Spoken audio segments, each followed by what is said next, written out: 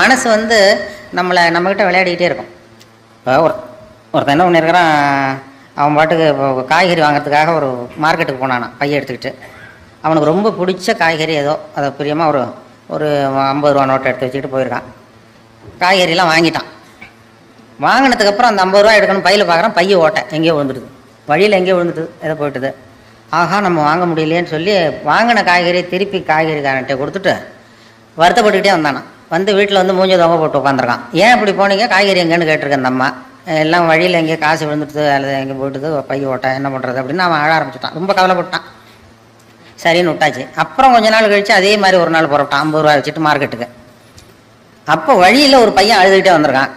ஏன்டா அழறேன் அப்படின்னா, எனக்கு பரீட்சைக்கு பணம் கட்டுறதுக்கு பணம் இல்லை, வீட்டில் அடிக்கிறாங்க, என்ன பண்ணுறது, இன்றைக்கி பரீட்சை எழுத முடியலன்னு அழுதுட்டு போயிருக்கான் ஒரு பொடியன். இவன் உடனே கவலைப்படாதப்பா, இந்த 50 ரூபா எடுத்து கொடுத்து நீ கொண்டு போய் பரீட்சை கட்டுன்னு இவன் காய்கறி வாங்க போல திரும்பி வந்துட்டான். வந்து சந்தோஷமாக சிரிச்சுக்கிட்டு இருந்தான்.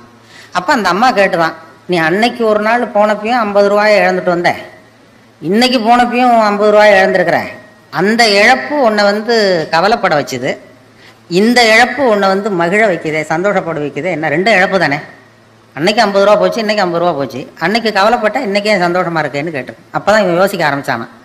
யோசிக்க ஆரம்பிச்சும் பொழுது புரிஞ்சுது அவனுக்கு. அதாவது அன்னைக்கு வந்து பொருள் அவனை விட்டு போச்சு, இன்னைக்கு பொருளை விட்டு அவன் விலகி வந்தான். இதுதான் அவனுடைய மகிழ்ச்சிக்கு காரணம், மன நிம்மதிக்கு காரணம்ங்கிற நுட்பத்தை புரிஞ்சுக்கிட்டானான்.